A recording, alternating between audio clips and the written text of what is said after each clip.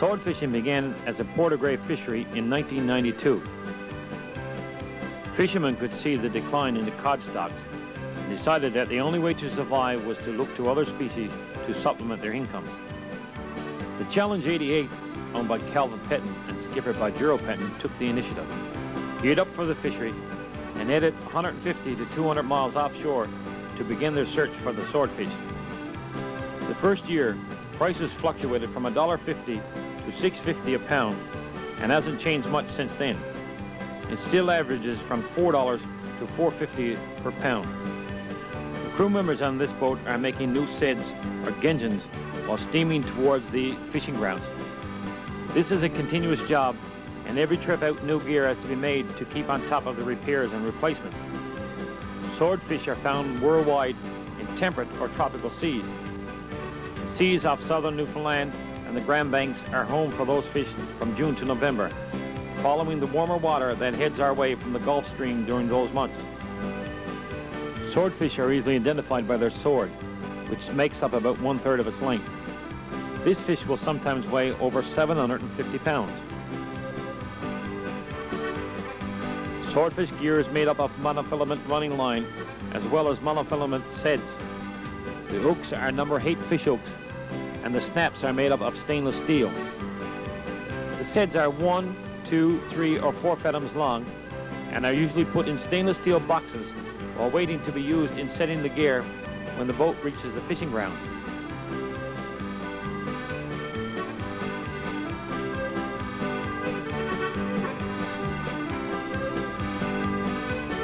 These are radio beacons and are used when the long line is being set out. There is a direction finder aboard the boat that can find those beacons if any gear should drift too far from where it is set.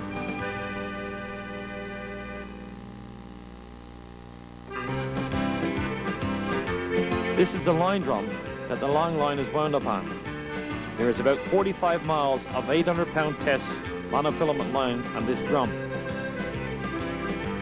Those men are getting ready for their first set of this trip.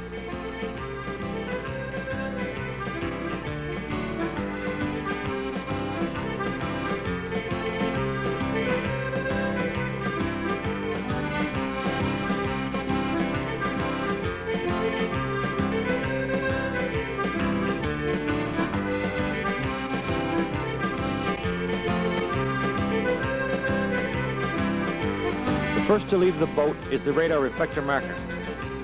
This is a pole with a weight on one hand, a balloon in the center, and a radar reflector on top. The weight keeps the pole upright, and the balloon keeps the pole from sinking. The radar reflector on the top of the pole can be picked up by either of the boat's radars.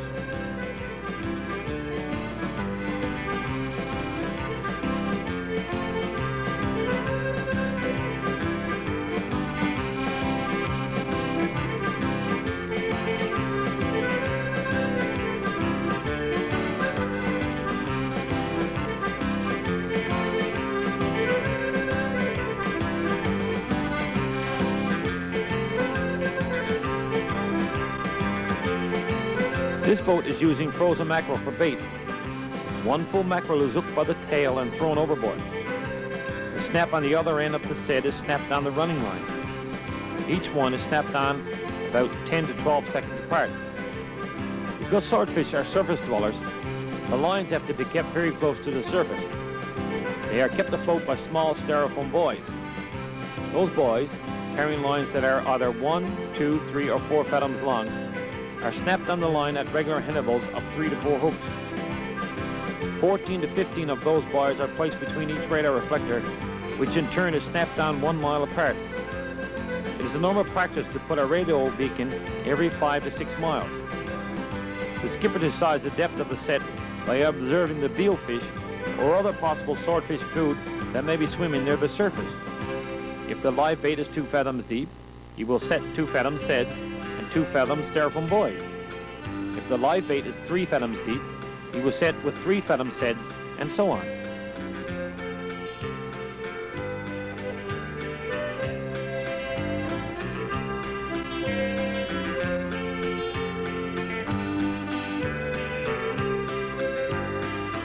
The The mackerel bait must have the packaging removed to allow the bait to defrost before attaching to the hooks. Most boats will try to set back their gear in the late daytime or at nighttime. The reason for this is to cut down on the unwanted bycatch of shark. Sometimes mako shark, when caught, are taken into market. Other times the seds are cut clear and the shark swims away with his trophy. Due to the salt water, the type of hook used, and the shark's saliva, this trophy only stays with the shark for a few days and is about as bothersome as a splinter would be to a human. Again, you see more frozen mackerel are being used while setting swordfish gear.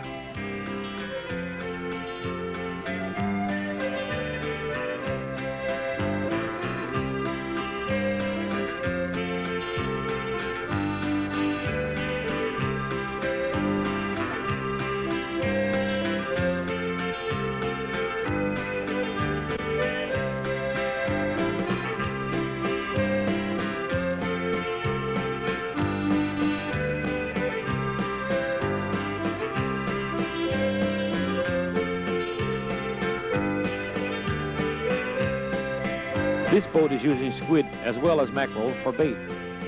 Most swordfish fishermen prefer squid to be as large as possible for this fishery, but anything over 8 inches are utilized. Boats fishing in the same general area often come within hailing distance due to the fact that swordfish stay in the water with temperatures between 64 degrees and 67 degrees Fahrenheit. Sometimes this band of water can be pretty narrow.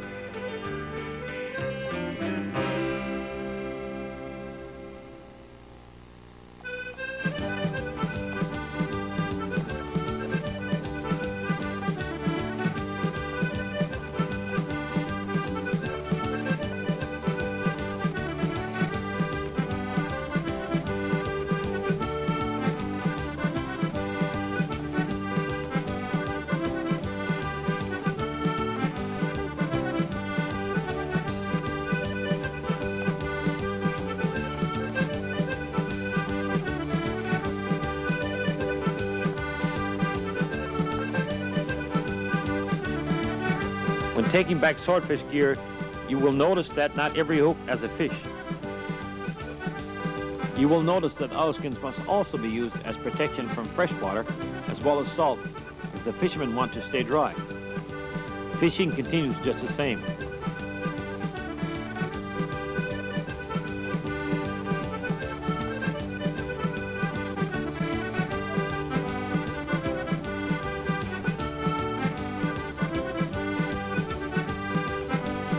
This man is collecting floats. He will unhook the float from the set and wind the set on a spool for the next set.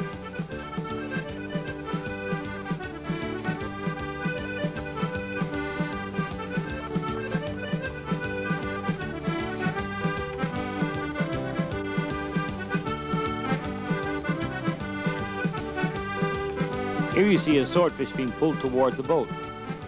If the hook should pull out of the fish, the skipper will maneuver the boat into position and pick up the floating fish before continuing on.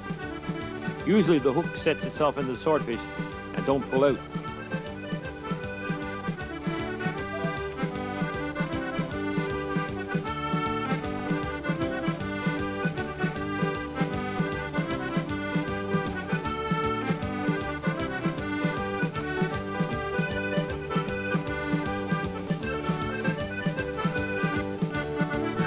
When taking a swordfish aboard a fishing boat, a rope noose is dropped over the tail of the fish. The winch is then hooked on and the fish is hoisted aboard as carefully and as quickly as possible so as not to bruise the fish. When the fish is aboard, it is immediately lowered to the deck as smoothly as possible, with the rolling of the boat being a continuing factor.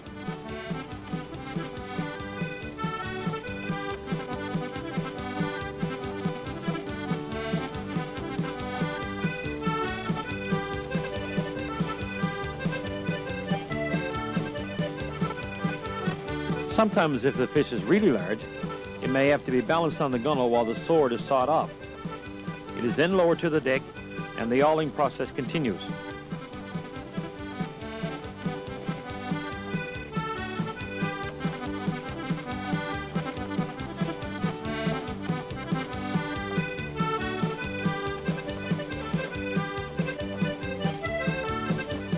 This is an opa, also known as a Jerusalem attic or moonfish. This colorful fish, when measured, was 41.5 inches and weighed 97 pounds.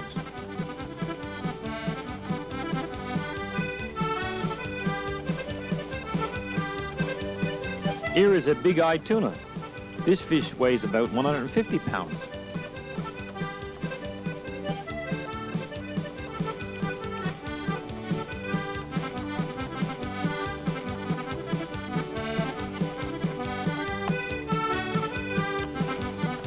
Next is a viper fish. Notice the fangs hanging down from the top gums of this fish.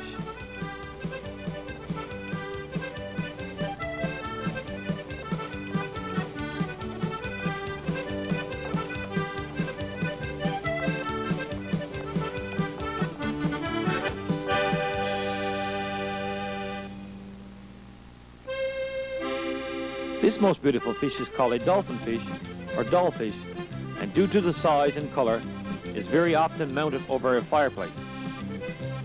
Many turtles come to Newfoundland with the warm water from the Gulf Stream. When fishing swordfish, it is not unusual to catch a turtle of this size. When this happens, the hook is carefully removed and the turtle is returned to the sea after a few pictures are taken.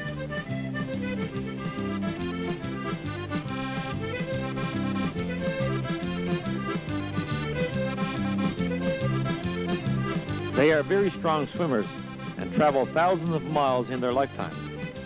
A few pictures, a quick handshake, and back to the ocean for more adventure.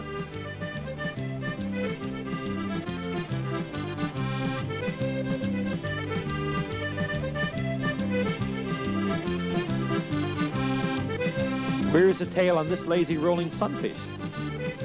Although considered a delicacy by some, Newfoundlanders hunt up this pig-like fish and allow him to continue his life in the ocean. The next fish you see is a marlin. The marlin is a very tasty fish.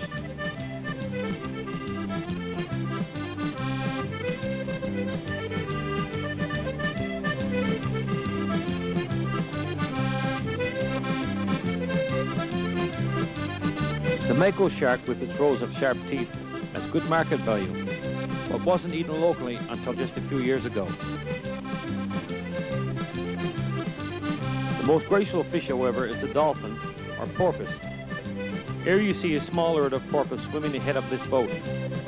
Like an old dog, those porpoises will swim very close to the front of the boat to have their sides, backs, and bellies rubbed by the water being pushed away from the boat while the boat is underway. When cleaning a swordfish, a member of the crew first takes out the hook and with a meat saw cuts off the sword.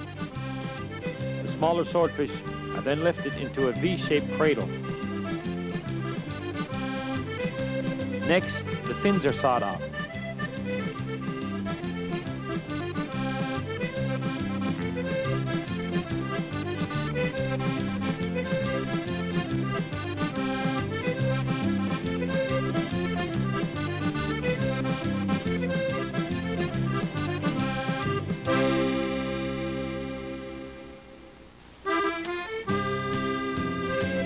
The head and tail soon follows.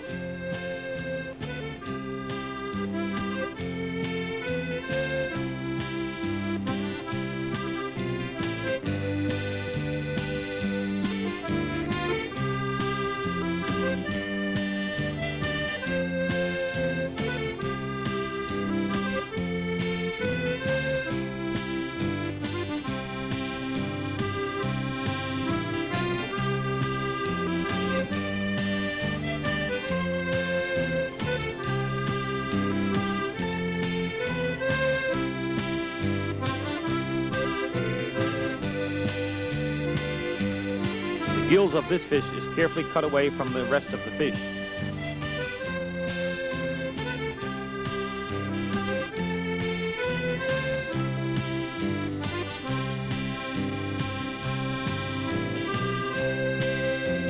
A cut is made from the navel up to the fin bone, and the insides are pulled clear of the lower half of the fish.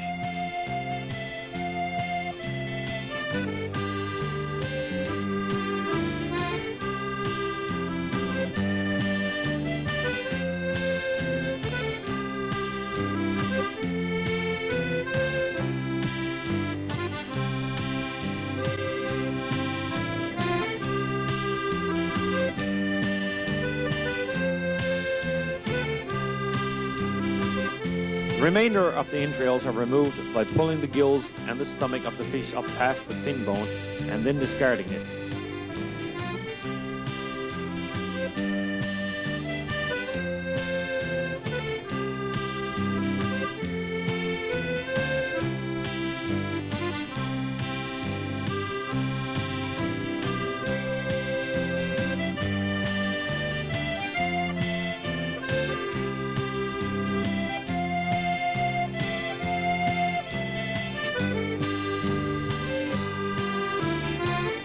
After evisceration, great care is taken to make sure that the inside of the swordfish is perfectly clean. First, the inside of the fish is scraped with a knife to ensure that the lining is removed. This is very time-consuming, as the buyer does not want to see cuts on the inside of the swordfish.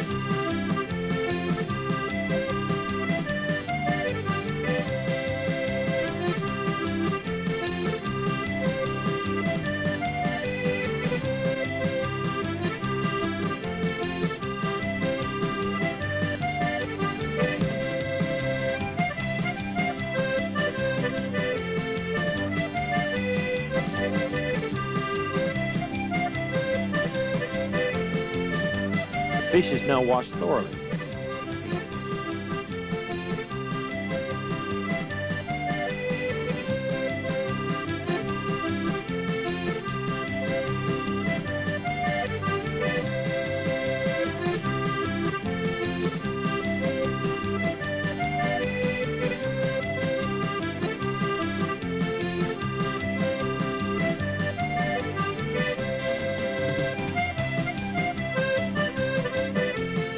The inside of the fish is then cleaned with a small brush to ensure that the overall condition of the fish is immaculate and most appealing to the customer.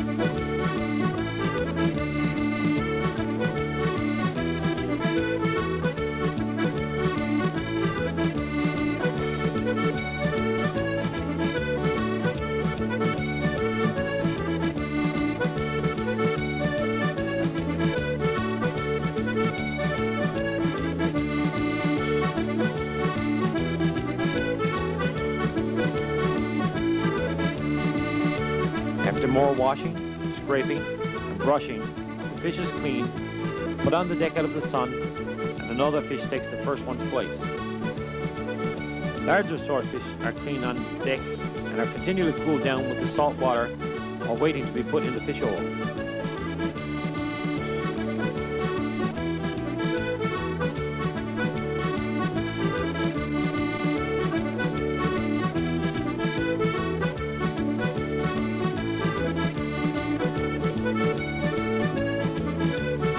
Several times during the day, the boat will stop hauling to put the fish down in the hole and ice them in.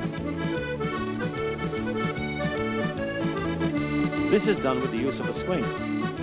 The sling is pulled snug around an individual fish and winched high enough to clear the conings.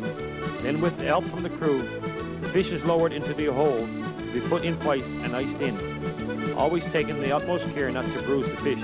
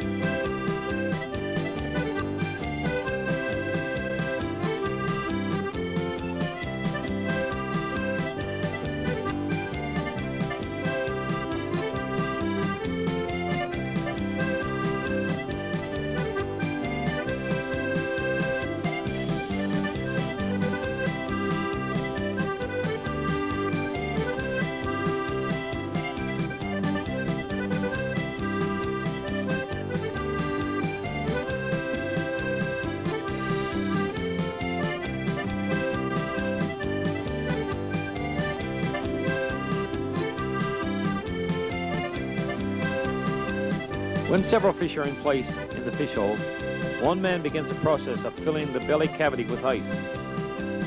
Again, the utmost care is to be taken during this procedure.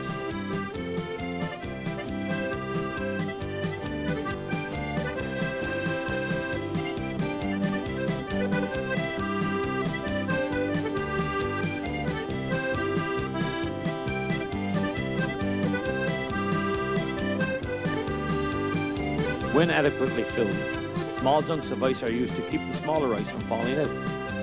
This also helps the fish to maintain its natural shape while en route to market.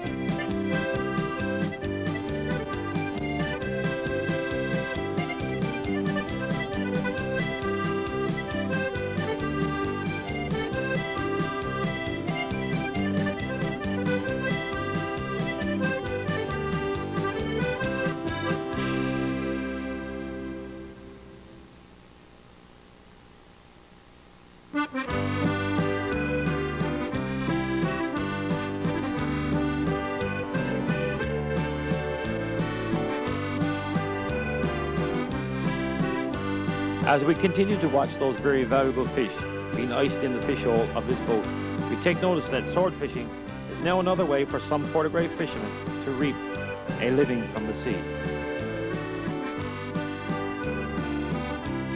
Squid jigging, like hook and line fishing for cod, has always been a backbone fishery for Portugray. Fishermen heading for the fishing grounds first stopped to jig squid for bait. In later years, squid was needed for food as well as bait, and with the many fresh fish processing and freezing capabilities, squid turned into an important fishery in itself. This small boat or flat is leaving Portugray heading for the fishing grounds.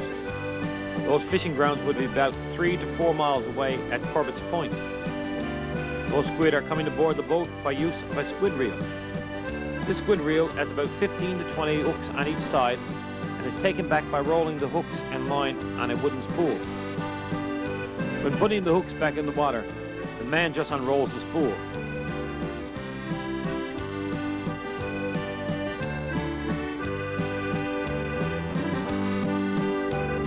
Those two young fishermen start the day with a single jigger on single line. This way of fishing squid was one used by Portugray fishermen for many years. Reeling squid aboard only began in recent years.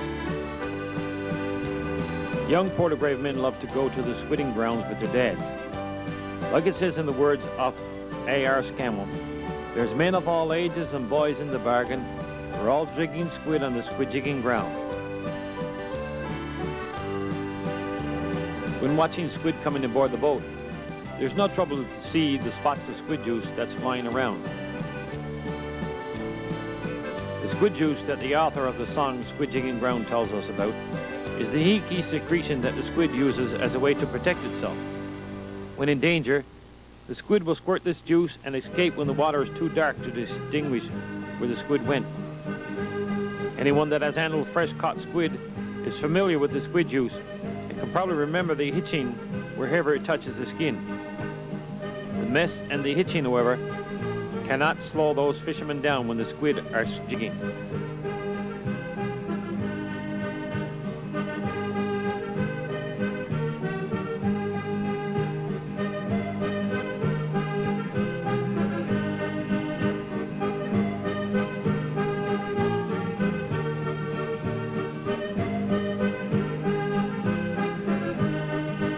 When Dad stops to take a breather, this young man takes over the squid reel. With guidance, this young man makes sure that the squid reel is kept in motion and the squid jigging continues.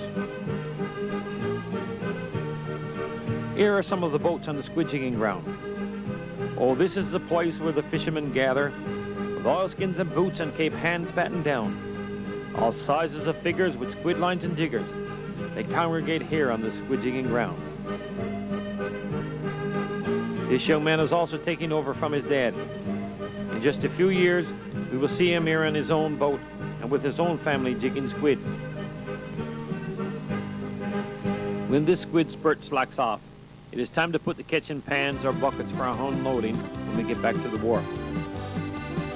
The more squid that's in a spurt, the more time it takes to pick them up from the bottom of the flat, but nobody seems to mind. The inky squid juice will wash off with water from the outside of the boat, and tomorrow the hitchiness will have completely disappeared. When we get back to the wharf, the catch is taken out along with the dirty water that has accumulated because of the squid. Washing out the boat takes time and lots of water has to be used. When the clean water is thrown over the boat, it mixes with the squid juice, then both are thrown overboard. This process is continued until the boat is spotless. As we look down into this boat, we can surely see that these two young Portagrave men can hardly wait for the time when they are finished school and go fishing with their dad. We wish them luck and know that they will fish squid like they did today. Then, they too will be proud to be making their living from the sea. Deepwater turbot fishing began for Portagrave fishermen in 1992. First boat fishing was the Eastern Explorer, owned by William Morgan and skippered by Nelson Bussey. The starting price paid for those large turbot was 45 cents a pound, but soon rose to 80 cents a pound. In 1995, fishermen received a record high price of $1.25 a pound. Using 8-inch mesh gill nets, the boats fished about 200 miles from Portagrave. Turbot is a deepwater flatfish and has a variety of other names that include Greenland halibut, Greenland turbot, blue halibut, and black halibut.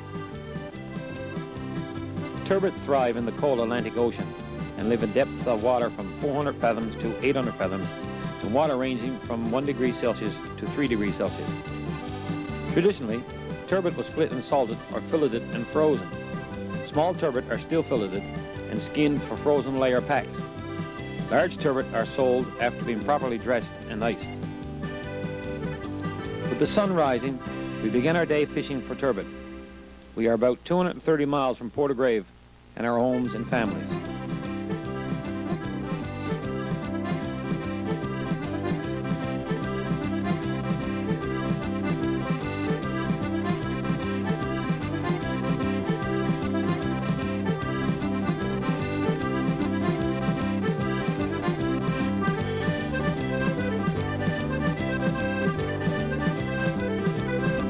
Those nets are being run overboard where they will fish for 2 to 5 days before being hauled back.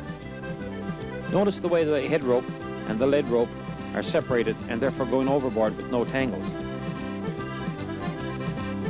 When the net is just about run out, the weights are made ready to drop over the stern. Those weights, along with the help of the lead rope, keep the net on the bottom.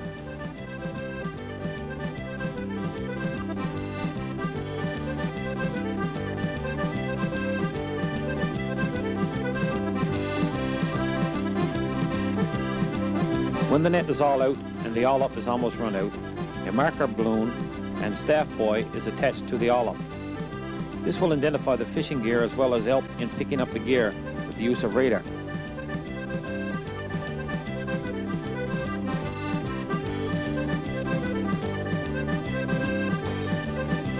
This boat is fishing deepwater turbot and was the original Portagrave boat to begin the fishery in 1992.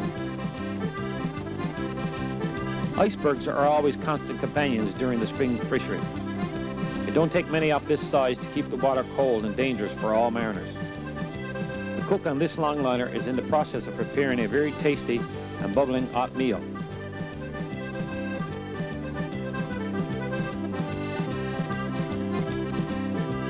Lots of good food is needed for 6 to 8 men, and by looking into this pot, it looks as if this meal will be no exception.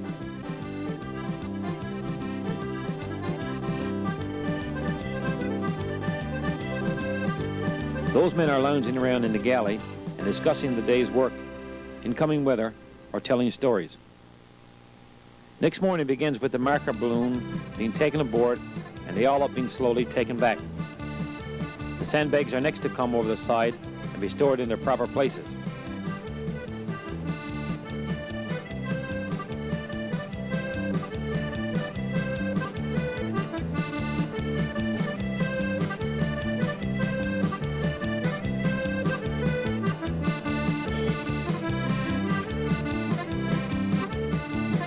Those turbot are all in good shape and of good size, as they are welcomed aboard by the crew.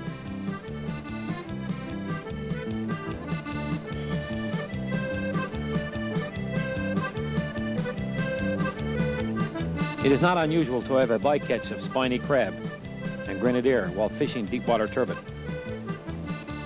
Taking spiny crab from gillnets is very time-consuming, and the crew has to be careful not to lean on or kneel on one of the spines. The result could be very painful. Many fishermen have had leaky oilskins or rubbers, complements of the spiny crab.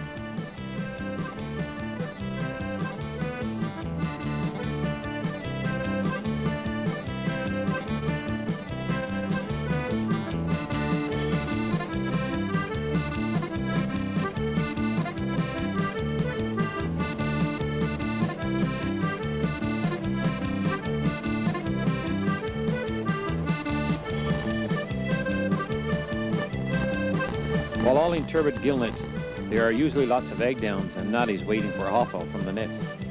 Occasionally, too, the crew are treated to the sights of whales that play around the boat for a short time.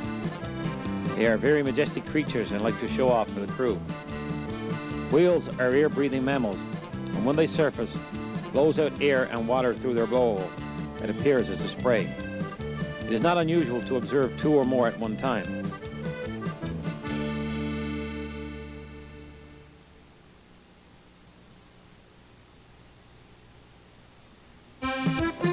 Those men are taking back gillnet turbot gear. The man on the hauler is responsible for the speed with which the gear comes aboard, as well as being responsible for taking the rope and the net away from the net hauler. This rope sometimes goes around the hauler and the gurdy has to be reversed while the net is being cleared. While he is doing his job, others in the crew pick the fish from the nets.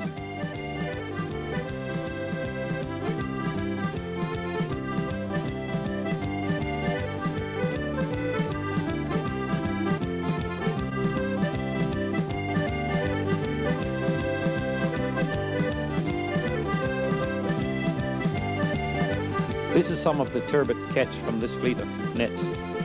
Here are the bycatch of grenadier from the same gear. This man is dressing down turbot.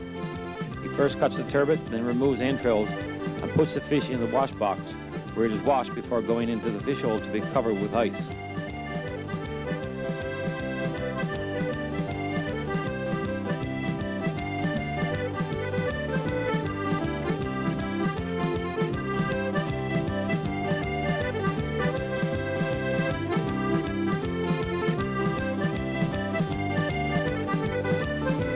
This sag down is just swimming in the rain and waiting for his next meal. This iceberg, like many others, is heading to the south where it will meet the warm water and slowly break up and melt.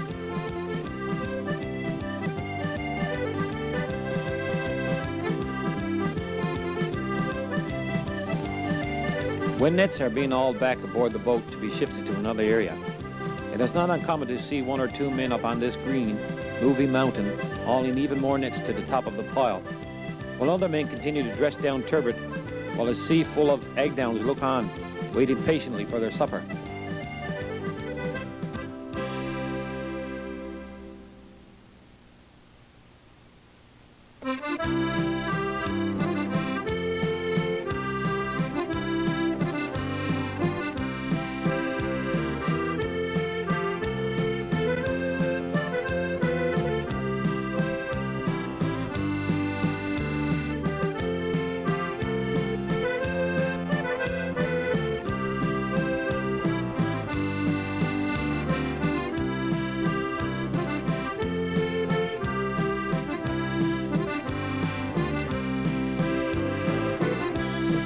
When the nets are all aboard, the crew prepares to dress and put down the remaining turbot.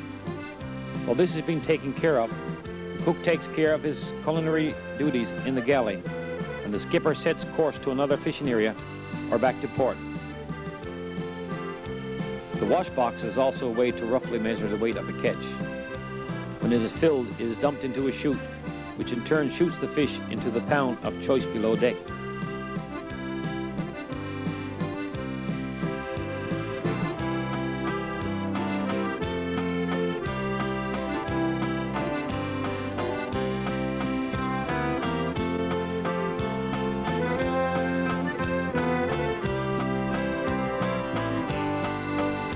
last of the net is hauled to the top of the pile, while the marker buoys are tied to the boat's railing.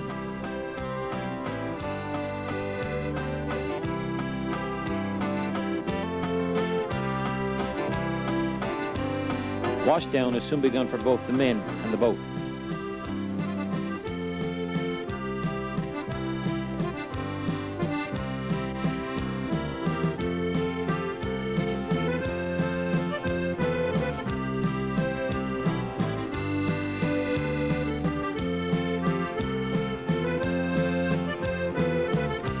The skipper is finding the exact area to set his nets with the help of all available navigational aids. They range from VHF radio to colored sounder and from radar to GPS.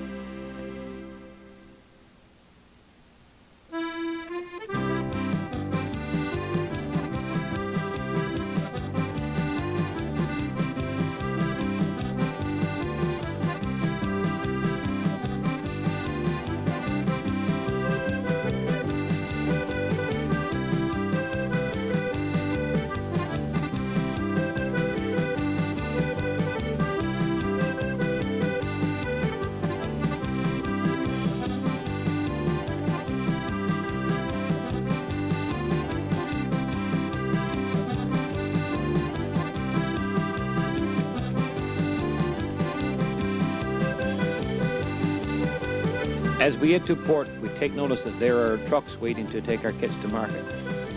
Often curious onlookers inquire about the catch and the overall trip, if it was rough or calm, etc.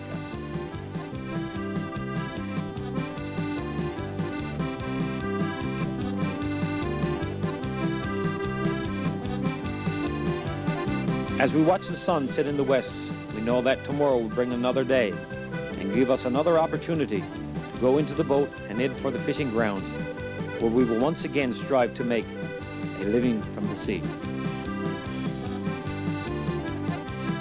The first ring seiner in Portagrave was skippered by Graham Morgan in 1954-1955. Bill Bob Ozzie was the engineer on this boat, the Edward Hay, which was owned by Fishery Products. Due to the difficulty of retrieving the seine by hand, seining went downhill until 1973, when the boats began using power blocks for taking back their seines. The first boats to use a modern purse seine for Caitlin was the Highland Star, owned by Matt Petton, and the Bay Run, owned by Bronson Lear. In 1973, the price of Caitlin averaged from 1 cent to 1.5 cents per pound. In 1993, the average price for female Caitlin went as high as 35 cents a pound. In 1996, the price hovered around the 8 cents a pound average. After watching his sonar in the wheelhouse, the skipper makes ready to set his Caitlin purse seine. One man hurries into a small tow-off boat where he takes the hen of the seine and speeds away from the larger boat. This in turn pulls part of the seine into the water. When the small boat can go no further because of the amount of twine in the water, the bigger boat will move away from the tow-off boat in the shape of a circle. This will continue until all the seine is overboard.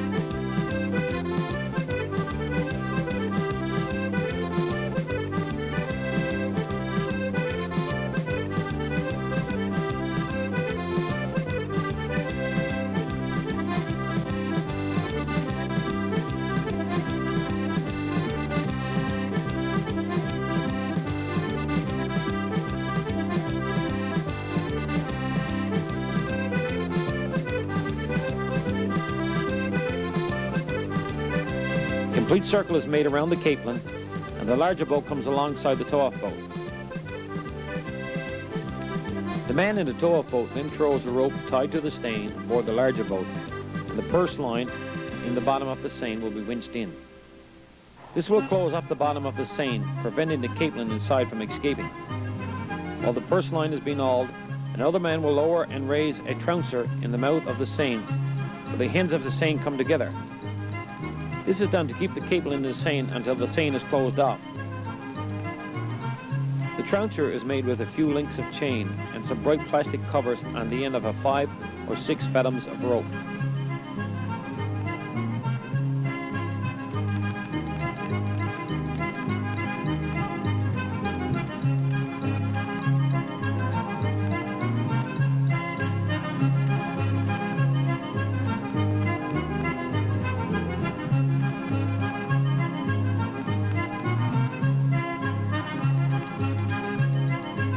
The seine covers a large surface area when it is set, having a circumference of 120 to 180 fathoms.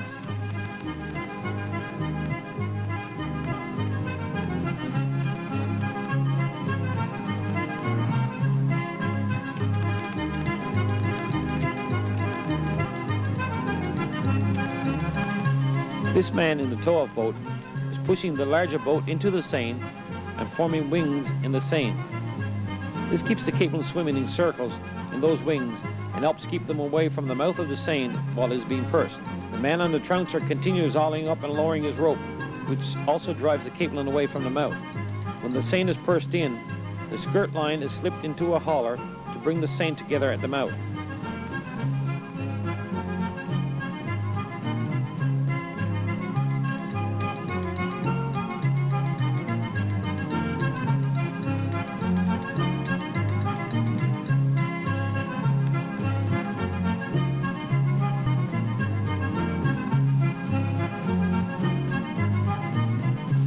When the seine is joined together, the towboat is again put to work, this time to pull the bigger boat out of the seine so as to begin the process of taking the seine back aboard.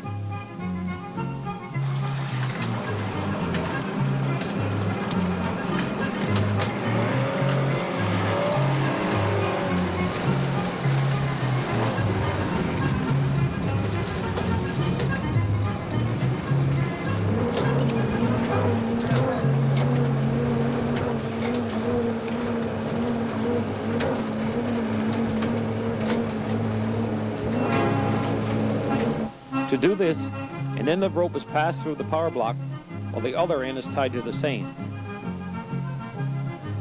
With the power block doing its job, the seine is soon threaded through the block and the seine starts to come back aboard.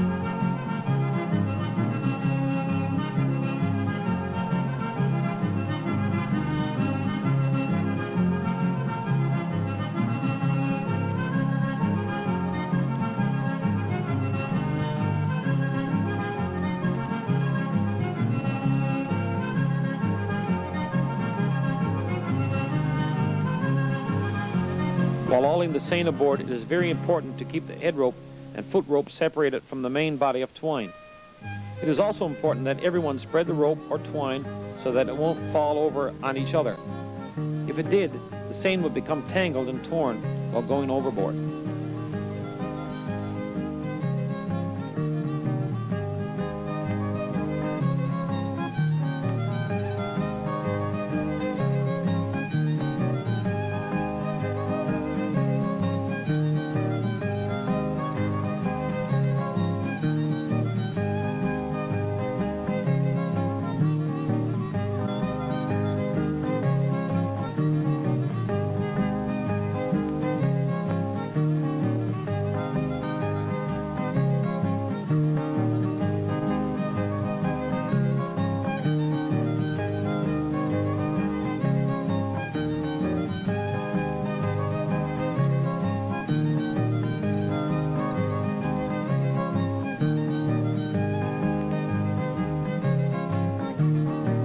As the seine comes aboard, it is not unusual to see capelin meshed in the 3/4 inch twine. When more of the twine is taken aboard, you can notice capelin heading towards the bunt of the seine. When they get closer to the twine, they turn as if on signal and swim in the opposite direction, looking for a way out. This boat has had a good haul of capelin and is finishing taking the seine aboard before heading for the fish plant of its choice. Other boats are still looking for capelin and the chance to shoot away their seines.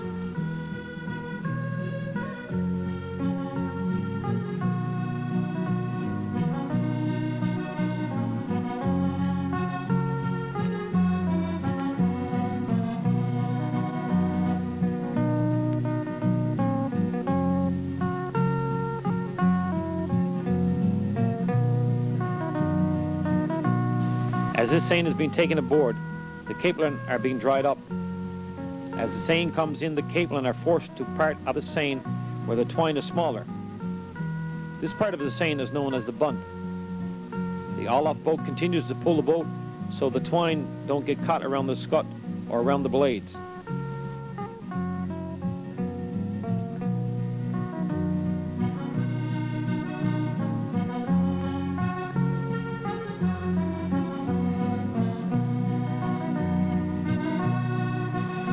When the net is taken in so that the capelin can be reached with a dip net, the job of checking for red feed begins. To do this check, capelin are picked at random and broken open in order to check the stomach content. If there is too much red feed, the capelin will be allowed to go free. If there is not too much red feed for the market, the next check takes place. Red feed is a type of food that the capelin eat.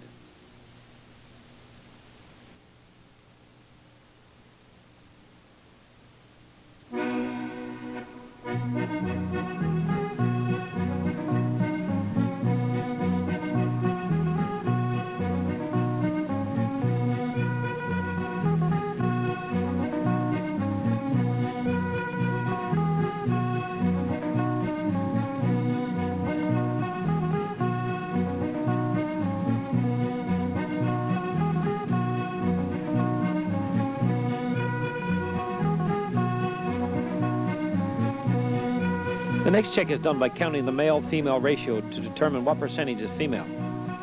Again, the fish plant and their Japanese buyers decide what is acceptable and the prices that are paid. Both checks have proved satisfactory, and preparations are made to take the capelin aboard the boat. This is done with the help of a fish pump. First, it is lifted with a winch, and one end of the large hose goes down into the seine amongst the capelin.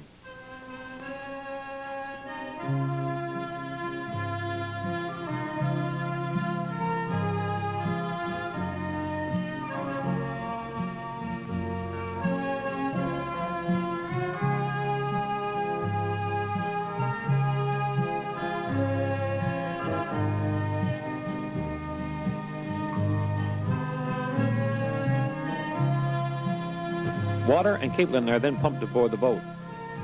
Water escapes through the sides, top, and bottom of the chute, while the capelin continues to go to the next chute, and from there to the fish hole, and the part of the boat that the skipper chooses to fill first, keeping always in mind the stability of the boat. Random checks are continually being done while the capelin are being pumped aboard. Other boats who do not have a purse seine license may be called on VHF or CB radio to come alongside if there are more capelin than the seiner can take aboard. Sometimes one or more smaller boats were loaded with capelin if the catch was a particularly large one.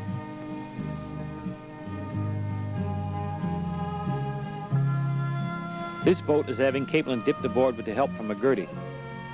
Men take turns on the dip net due to the hard work involved.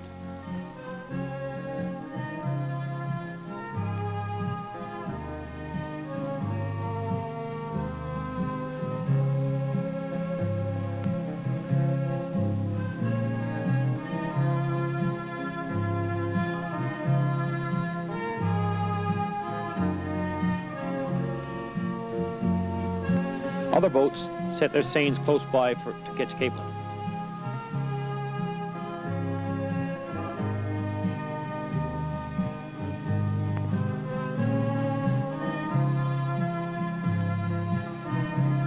Capelin continues to be dipped aboard this neighbor's boat until the boat is loaded.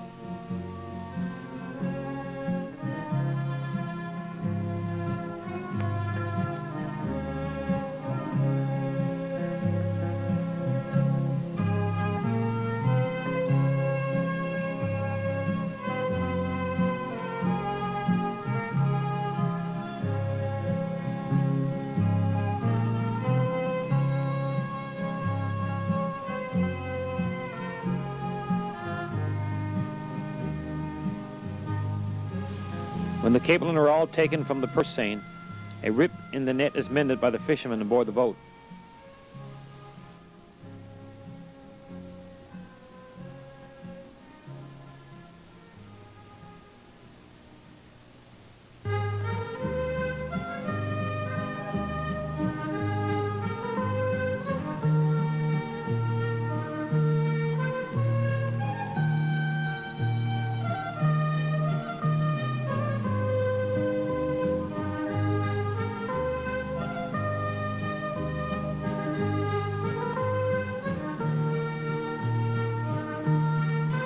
When all the work is finished, a meal is in order, and who can resist bread and molasses after a good hearty meal?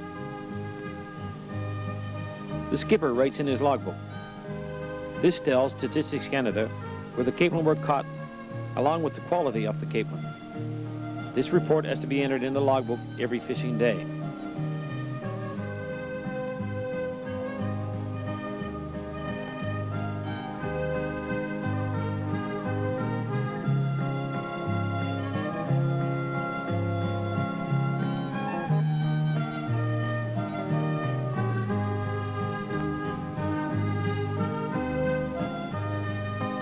We are now on our way into Portagrave and home after a long day's work.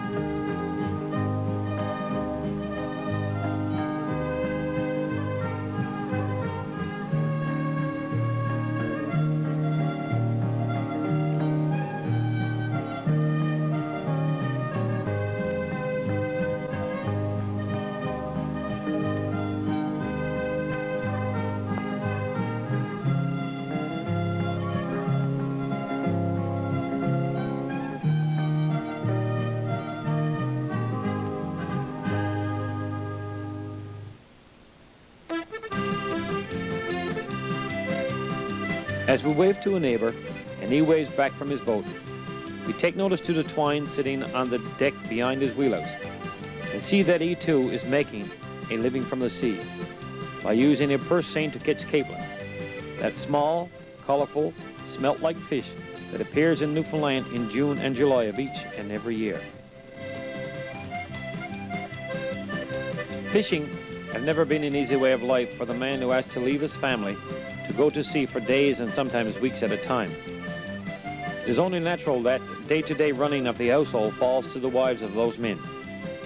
Sometimes, however, due to illness or death in a family, the fisherman may have to be called to come home as soon as possible. When this happens, the skipper stops his fishing and heads for home. On occasion, if there is a boat finishing his trip, he will take the man or men who are needed at home aboard his boat and have them come home with him.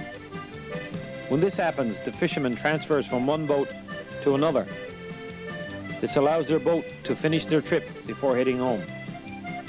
Any Portagrave boats in the area, when they hear what is about to take place, will usually stand by in case their assistance is needed. In this transfer of men at sea, we are about to see two men being transferred from separate boats to a third boat. This third boat is ready to head for home and has offered to give passage to the men that are needed on land.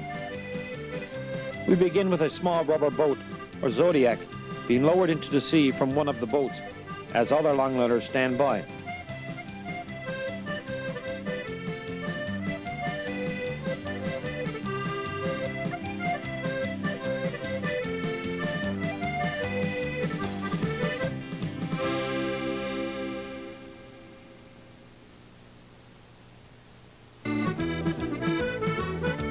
When this small boat is in the water, one of the crew handles the Zodiac and rows the other man to be transferred to the second boat. Although there is not a lot of wind, the sea is rough for a rubber boat.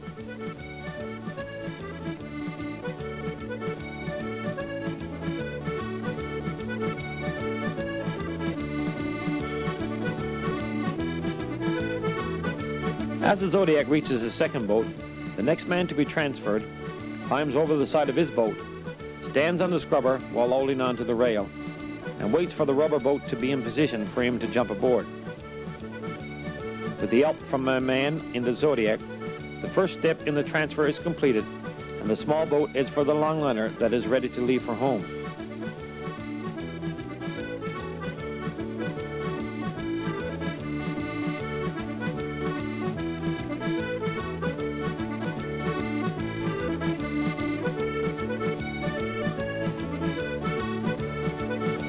Cut down on the tumble in the water, another fishing boat closes the gap between the first and the second boat.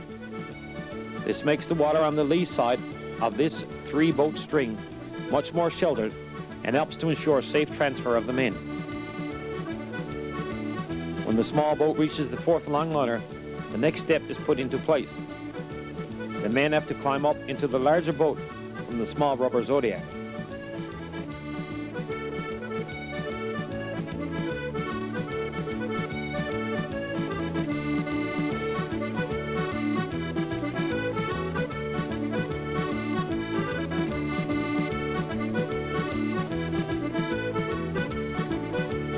This is a dangerous time for the men in the Zodiac, but the transfer takes place quickly and without incident.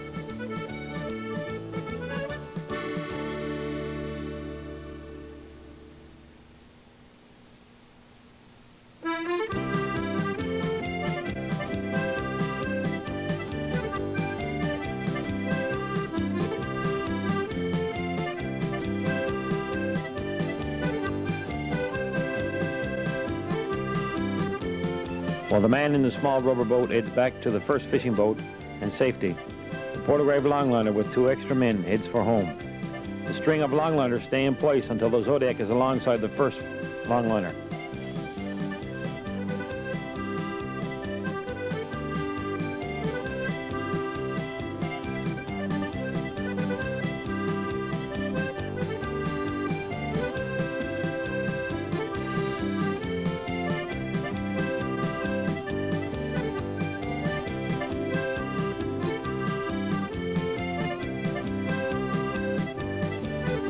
When the rubber boat is safely by the side of its mother ship, the Zodiac is lifted aboard by way of the deck winch.